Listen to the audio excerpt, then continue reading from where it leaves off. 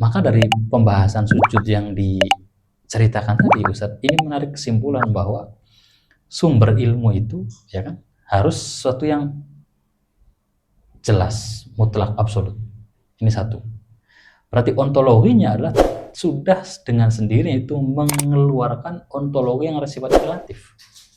Jadi perwujudan itu wujud yang apa? Yang konkret, wujud yang apa? Yang mutlak, yang absolut. Tidak bisa kita katakan wujud ini adalah wujud yang sifatnya masih relatif, tapi kita jadikan sebagai dasar ilmu, Ustaz. Ini satu. Karena kan begini, kita mau sesuatu itu kan ya harus sesuatunya dulu ini harus kita pahami, kan begitu. Kita akan mengeluarkan ilmu tentang sains, ya kita harus pahami dulu sains itu apa bentuknya. Jadi sebelum ke epistem, kita harus ke apa dulu? Ontologi dulu, Ustaz. Wujud sesuatu dulu kan. Sama kayak tadi, ya.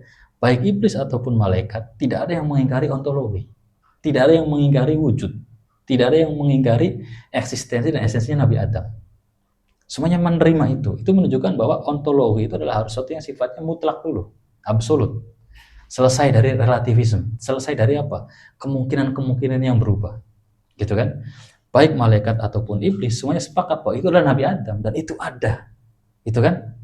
Malah malaikat mengatakan tadi, ya mengatakan bahwa ini ngapain sih diciptain lagi manusia untuk di bumi, bukankah dulu bumi dirusak oleh bangsa jin?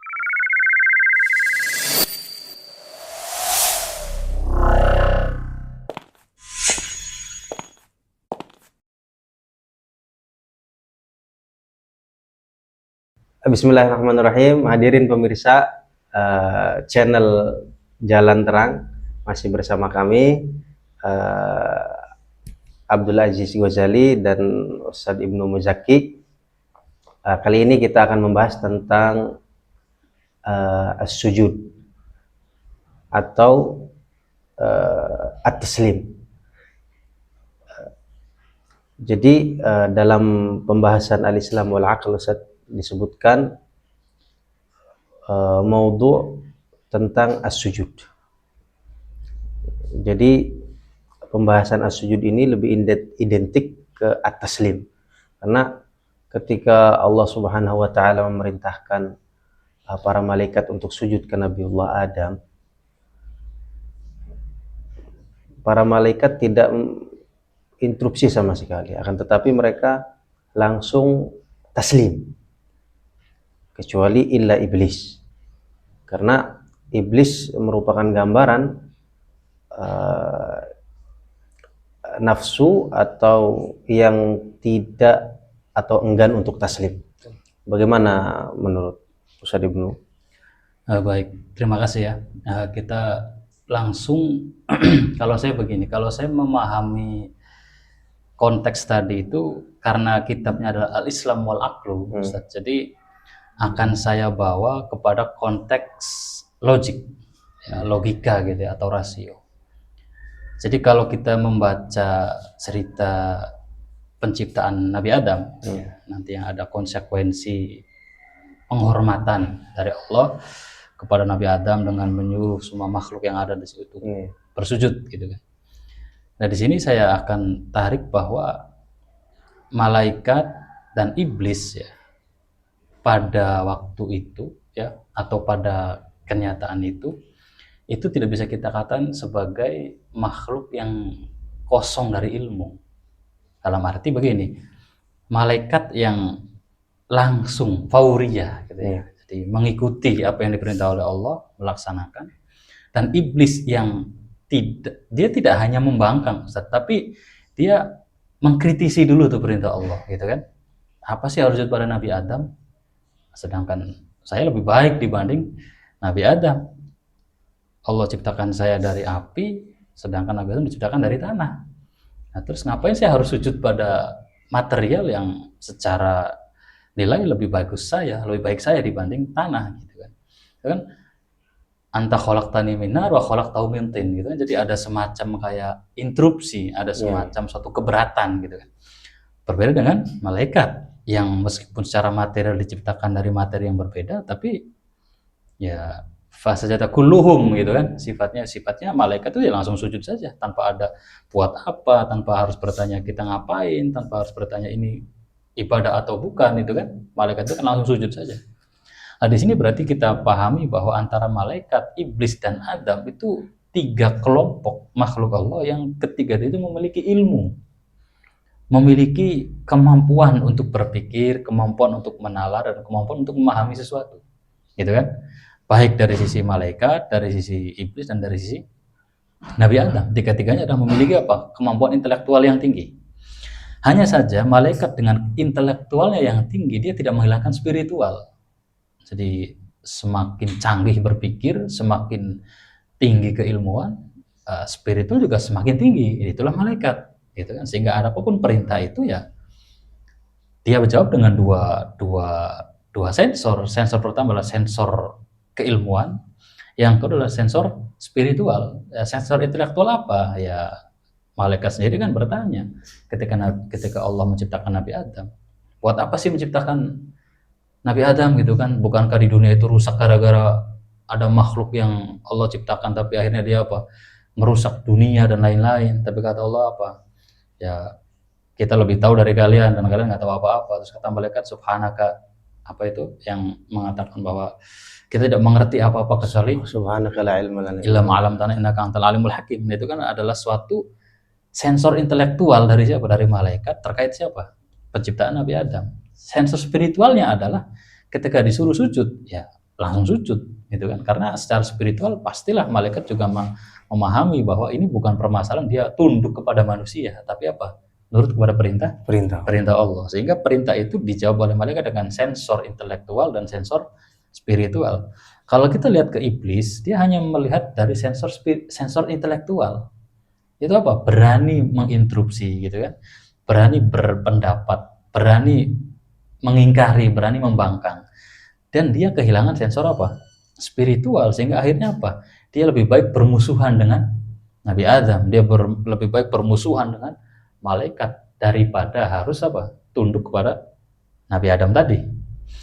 Kalau kita tarik kepada pemahaman sekarang, berarti kan begini Ustaz. Manusia itu ketika ilmunya semakin tinggi, itu kan tidak menjamin spiritual juga semakin tinggi.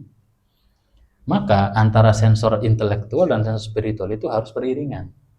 Oleh karena itu dalam kitab Al-Islam wal-Aqlu atau dalam agama Islam, seorang itu ketika berilmu, dia tidak dikatakan berilmu kalau dia malah semakin jauh dengan siapa?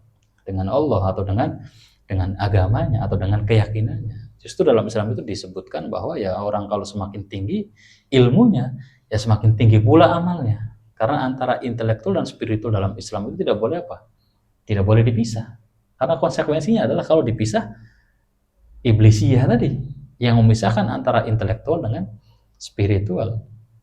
Oleh karena itu bahwa logika Islam itu adalah logika yang tidak hanya berhenti pada alam fisik. Tapi dalam Islam itu logika itu juga masuk pada logika apa? Metafisik. Jadi sujud yang dipahami tidak hanya sujud secara fisik, Ustaz, tapi juga sujud yang dipahami secara metafisik. Ya mungkin sujud secara fisik itu adalah bentuk kita apa? Merendahkan anggota tubuh kita seperti kepala taruh di bawah gitu kan. Dan secara metafisiknya itu adalah kepasrahan kita. Jadi ketaatan kita terhadap suatu perintah. Maka kalau kita ambil dengan pemahaman yang lebih konkret gitu kan, bahwa orang yang berakal, orang yang berilmu dalam Islam itu ya harus memiliki sisi spiritual yang tinggi.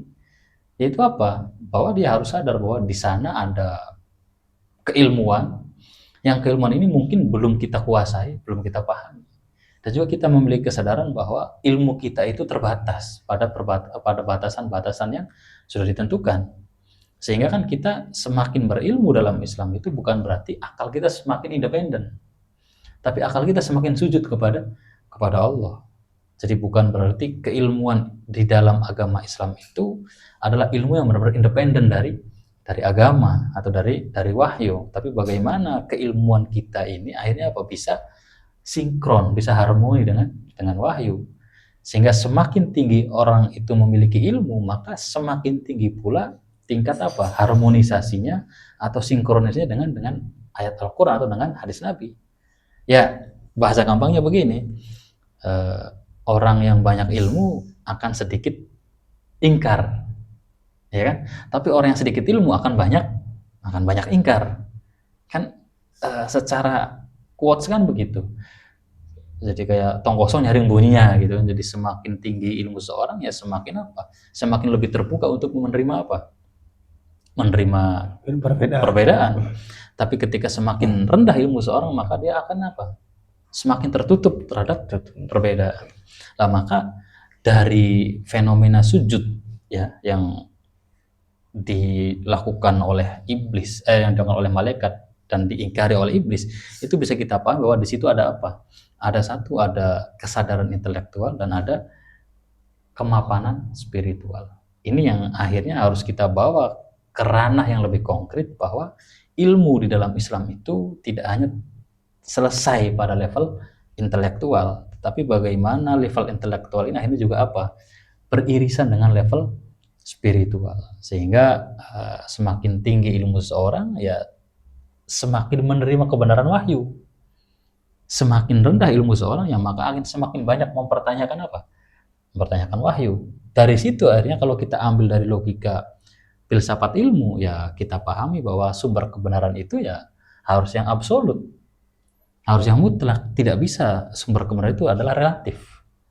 Karena apa Ustadz? Karena ilmu itu kan dalam teori kita yang ngaji usul fikih kan dipahami sebagai i'tiqadun jazim, ya kan, sabit la yaqbal taghayyur. Maka ya bagaimana mungkin akhirnya ilmu yang sifatnya itu permanen dan tidak mungkin bisa dirubah kok bersumber dari sumber yang relatif? Itu kan tidak bisa. Karena apa tidak bisa? Karena kalau sumbernya relatif ya maka hasilnya pun apa? Pasti relatif. Dan dalam Islam tidak dikatakan ilmu, tidak dikatakan zon, gitu kan? Yang tajwizul amrain itu ahaduhuma aghlab atau ahaduhuma aksar minal akhar. Nah itu zon. Tapi ilmu dalam Islam itu dikatakan sebagai apa? I'tiqadun jazim sabit muwafiqun lil waqi' la yaqbal taghayyur. Nah, konsep la yaqbal taghayyur ini akhirnya mengindikasikan bahwa ilmu dalam Islam itu harus bersumber dari absolut atau hal kebenaran yang pasti. Atau wujud yang absolut. Tidak bisa dikatakan wujud yang relatif. Nah, itu dari sisi kita pahami sebagai suatu filsafat ilmu, Ustaz. Nah, kalau antum memahami masalah sujud malaikat dengan iblis ini dari sisi yang antum mungkin ada sisi lain, apa yang bisa diambil faedahnya? Dari metafisik ya kita katakan bahwa sujud itu tadi bukan hanya penghormatan malaikat kepada Nabi Adam, tetapi juga memiliki makna metafisik tadi yang berarti berserah. Jadi melihat kepada perintah Allah bahwa apa yang Allah perintahkan dilakukan seperti itu. Yeah. Dan uniknya Ustaz, dalam ayat tersebut wa idz qulna lil malaikati isjudu. Jadi Allah memerintahkan kepada para malaikat. Jadi teksnya kepada para malaikat, tapi kenapa iblis masuk? Yeah. Illa iblis aba wastakbar wa kana istisnanya gitu ya. Ini mengkotel gimana gitu ya. Iya. Nah, ternyata memang kisahnya iblis itu mutadakhil mutataffil baina sufufil malaika. Jadi kenapa? Karena dijelaskan dalam ayat lain di surat Al-Isra bahwa kana minal jinni fa fasaqa an amri rabbih. Jadi memang iblis itu bukan dari bangsa malaikat, akan tetapi dia masuk ke dalam barisan para malaikat, ikut nimbrung. Gitu. Karena Allah menjelaskan kana minal jin fa fasaqa. Ya, iblis itu dari bangsa jin yang diciptakan dari api. Kemudian fasaqa dia keluar dari perintah Allah, an amri rabbih wa kana minal kafirin, dicap sebagai kafir istilahnya.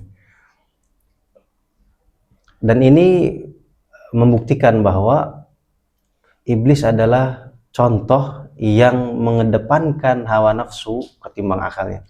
Kenapa? Malaikat juga berpikir ketika penciptaan Nabi Adam, malaikat interupsi. Ataj'alu fiha may yufsidu fiha wa yasfiku dima. Jadi malaikat interupsi kepada Allah Subhanahu wa taala. Kata para malaikat, apakah engkau menciptakan entitas yang akan merusak bumi? Dari mana malaikat memandang hal seperti ini? Karena memang sudah ada contoh sebelumnya, yaitu bangsa jin. Dalam tafsir Al-Munir Marah Labid, Syekh Nawawi menjelaskan bahwa penciptaan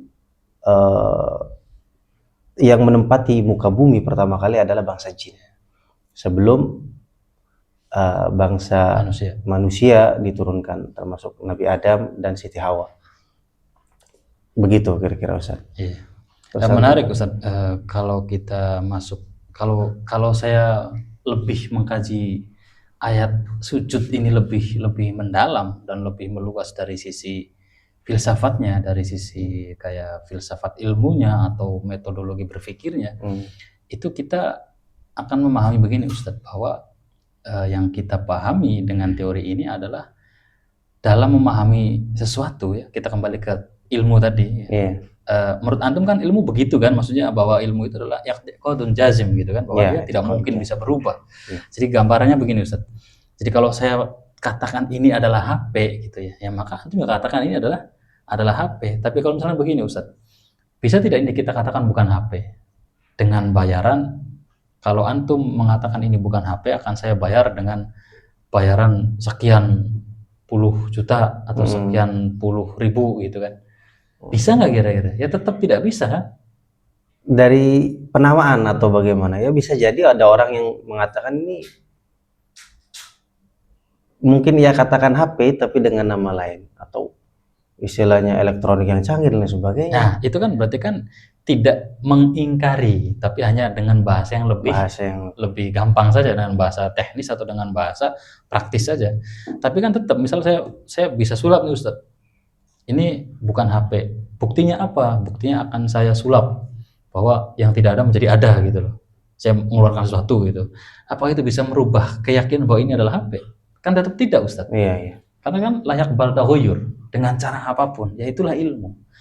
Nah akhirnya dari pembahasan ini saya pengen masuk pada kategori filsafat yang dipahami oleh teori modern, bahwa filsafat itu adalah ontologi, dan ada epistemologi, ada aksiologi. Bahwa ontologi adalah ilmu tentang asal usul sesuatu, tentang realita, tentang esensi dan lain-lain. Epistemologi adalah tentang cara memahami sesuatu, cara melahirkan ilmu, dan aksiologi adalah tentang sesuatu yang bernilai atau tidak. Maka dari pembahasan sujud yang diceritakan tadi Ustadz, ini menarik kesimpulan bahwa sumber ilmu itu ya kan harus sesuatu yang jelas, mutlak, absolut. Ini satu. Berarti ontologinya adalah sudah dengan sendirinya itu mengeluarkan ontologi yang sifatnya relatif. Jadi perwujudan itu wujud yang apa? Yang konkret. Wujud yang apa? Yang mutlak, yang absolut. Tidak bisa kita katakan wujud ini adalah wujud yang sifatnya masih relatif tapi kita jadikan sebagai dasar ilmu, Ustaz. Ini satu. Karena kan begini, kita mau sesuatu itu kan ya harus sesuatunya dulu ini harus kita pahami. Kan begitu. Kita akan mengeluarkan ilmu tentang sains, ya kita harus pahami dulu sains itu apa bentuknya. Jadi sebelum ke epistem, kita harus ke apa dulu? Ontologi dulu, Ustaz. Wujud sesuatu dulu kan. Sama kayak tadi ya. Baik iblis ataupun malaikat, tidak ada yang mengingkari ontologi. Tidak ada yang mengingkari wujud.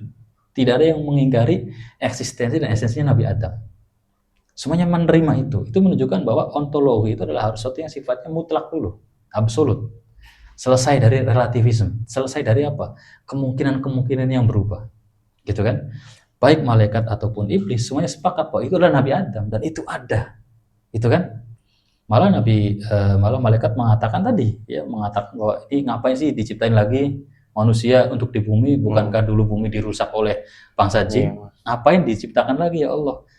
Nah, iblis mengatakan malah dengan nalar yang lebih apa? Lebih komparatif. Ngapain saya sujud dengan dia? Saya lebih mulia dibanding dia dari penciptaannya. Nah ini kan menunjukkan bahwa baik antara malaikat dan iblis itu memiliki satu kesamaan persepsi tentang apa? Wujudul Adam. Ya kan? Secara ontologi berarti Nabi Adam ini adalah mutlak absolut ada di situ. Bukan sesuatu yang masih belum ada gitu kan. Tapi sudah ada. Dan akhirnya keberadaan ini kan dipahami dan dengan pemahaman yang epistemologi gitu kan, dengan kaifiyahnya, dengan caranya bagaimana kita menghasilkan suatu wujud ini, bagaimana kita memahami suatu wujud ini gitu kan. Setelah itu baru ada aksiologi, ini baik atau buruk. Dan ini ketiganya ini Ustaz, itu kan ada dalam ilmu Islam. Bahwa ilmu itu harus bersumber dari sesuatu yang wujud. Dan wujud itu sifatnya kan ada wujud, ada maujud, itu kan ini ilmu filsafat yang berbeda Ustaz. Makanya apa bedanya antara wujud dengan maujud gitu kan? Kayak la ilaha illallah la maujuda gitu kan. atau la ma'buda. Tapi kan sifatnya Allah dalam sifat wajib adalah wujud, bukan maujudnya, tapi apanya? Wujudnya. Nah, ini kan kalau kita bahas ini lebih dalam lagi nih mengenai masalah esensi dan eksistensi gitu kan. Nah, tapi itu kita skip aja nanti untuk pembahasan berikutnya gitu kan. Tapi yang jelas adalah bahwa sekali lagi saya coba sambungkan dengan al-Islam wal aqlu. Cerita tentang sujud ini itu erat sekali kaitannya Ustadz dengan apa? Dengan logika berpikir dalam Islam. Ya, bagaimana Islam itu mengajarkan ilmu kepada manusia itu tidak hanya di level zon, tidak hanya di level etikot, tapi menjadi ilmu, makrifat gitu kan. Jadi dalam ilmu sendiri kita paham ada ilmu, ada makrifat gitu kan, ada zon dan lain-lain. Itu menunjukkan bahwa Islam itu dalam memberikan logik di dalam kehidupan manusia itu sangat apa ya, sangat luas dan sangat memiliki hierarki. Kapan suatu dikatakan ilmu, kapan suatu dikatakan makrifat, dan kapan suatu dikatakan zon. Itu kan dibedakan semua oleh Islam. Yang sifatnya zon kita tidak boleh mengingkari perbedaan. Fikih nanti masuk di situ Ustaz. Yang sifatnya adalah i'tiqadun jazim itu kan kita boleh berbeda tapi dalam wilayah prakteknya saja, tapi tidak boleh berbeda dalam wilayah usulnya. Kayak akidah. Dan akidah kan banyak, ada Ahlussunnah, ada Mu'tazilah, ada Asy'ari, ada Maturidi, dan lain-lain gitu. Dan itu tidak bermasalah. Karena memang secara konsep keilmuannya adalah ini tidak mengingkari perbedaan secara apa? Secara absolut. Ya, tapi dalam wilayah praktisnya saja. Nah, ada lagi yang terakhir adalah ma'rifah ini, Ustaz. Ya kan? Jadi makanya kita sering mendengar ada konsep al-arif billah. Tapi tidak ada al-alim billah gitu kan. Wali sudah katakan al-arif billah, asy-syekh al-alim, ya kan? Al-alama baru al-arif billah. Tapi enggak ada al-alim billah atau az-zon billah. Jadi kan menunjukkan bahwa studi bahasa ini dalam Islam itu sudah sangat tertata sekali Ustaz. Kapan ilmu itu dipakai, kapan ma'rifat itu dipakai, dan kapan zon itu dipakai.